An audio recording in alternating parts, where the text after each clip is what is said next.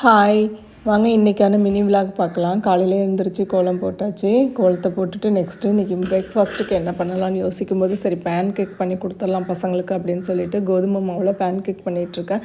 ஒரு கப் அளவு கோதுமை மாவு எடுத்துக்கோங்க. நல்லா சலிச்சு விட்டு நான் எடுத்திருக்கேன் ஒரு கப் அளவு கோதுமை மாவு.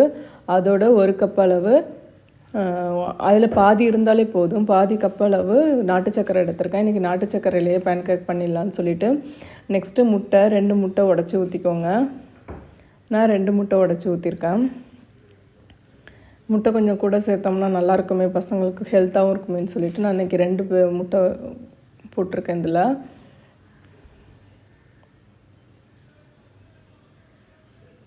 பாருங்கள், இதை நல்லா மிக்ஸ் பண்ணிக்கணும். கொஞ்சமாக உப்பு ஆட் பண்ணிக்கோங்க ஃபஸ்ட்டு.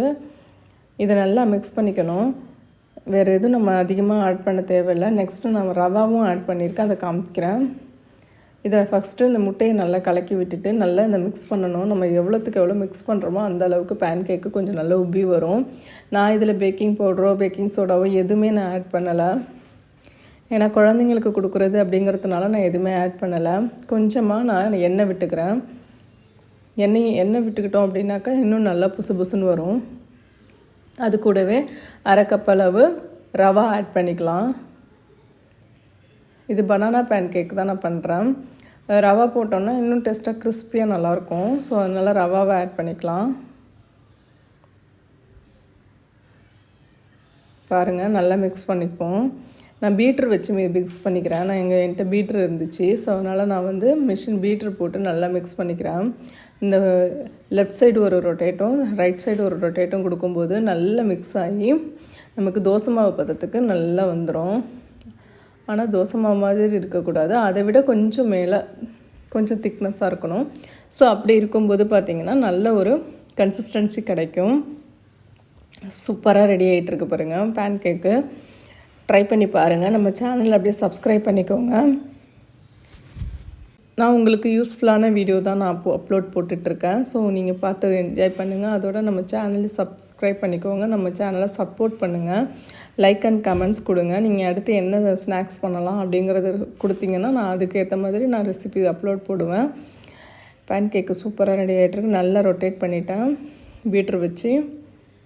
சூப்பராக ரெடி ஆகிட்டுருக்கு பாருங்கள். சவுண்டு தான் நான் சவுண்டு கட் பண்ணிட்டேன். ஸோ அதனால் உங்களுக்கு சவுண்டு கேட்காது. என்ன பண்ணலாம், என்ன பிரேக்ஃபாஸ்ட் கொடுக்கலாம் பிள்ளைங்களுக்கு அப்படின்னு யோசிக்கும்போது இது சட்டுன்னு ஒரு 15 மினிட்ஸ்க்குள்ளேயே நம்ம இதை ரெடி பண்ணிடலாம். எல்லாத்தையுமே பீட் பண்ணி கலெக்ட் பண்ணி வச்சுட்டோம் அப்படின்னாக்கா ஒரு 5 மினிட்ஸ் அப்படியே வச்சுட்டு அதுக்கப்புறமா தோசை தவாவில் ஊற்றி எடுத்துட்டோம் அப்படின்னா ஈஸியான பிரேக்ஃபாஸ்ட்டு ரெடி ஆகிடும். இப்போ பாருங்கள், இதனுடைய கன்சிஸ்டன்சி எப்படி இருக்குதுன்னு பாருங்கள். நான் இதில் பனானாவை ஆட் பண்ணுறேன். நான் ஒரு பனானா இதில் ஆட் பண்ணுறேன். கட் பண்ணி போட்டு நல்லா பீட் பண்ணிட்டோன்னா இன்னும் டேஸ்ட் நல்லாயிருக்கும். டேஸ்ட்டு அதிகமாக இருக்கும், என்ஹான்ஸ் பண்ணி கொடுக்கும், சூப்பராகவும் இருக்கும். இப்போ பாருங்கள், பனானாவை போடுறேன். இதில் பனானா போட்டிருக்கோம் அப்படிங்கிறதே தெரியாது. சில குழந்தைங்க என்ன பண்ணுவாங்கன்னா பனானா சாப்பிட மாட்டாங்க.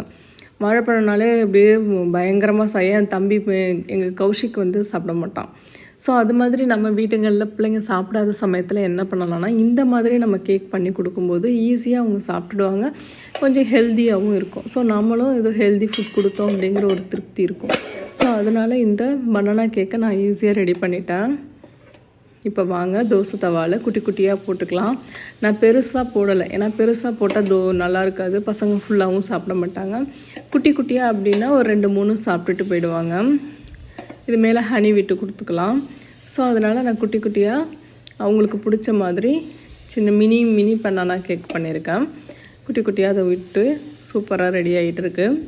இது நம்ம ஹை ஃப்ளேமில் வச்சு வேக வைக்கக்கூடாது. அது மேலே கொஞ்சம் டெக்கரேஷனுக்காக முந்திரி பருப்பு, ஹெல்த்தும் கூட இல்லையா முந்திரி பருப்பு வச்சோன்னா. ஸோ அதனால் முந்திரி பருப்பு வச்சுருக்கேன்.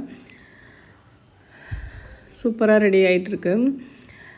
இப்போது இதை நம்ம அப்படியே ஹை ஃப்ளேமில் வச்சு வேக வைக்கக்கூடாது. கொஞ்சம் ஸ்லோ ஃப்ளேம்லேயே நம்ம தம் போட்ட மாதிரி ஸ்லோ ஃப்ளேம்லேயே வச்சு மூடி போட்டு வேக வச்சோம் அப்படின்னா சூப்பராக ரெடி ஆகிடும் பனானா கேக்கு. பாருங்கள் எவ்வளோ சூப்பராக ரெடி ஆகிருக்குன்னு.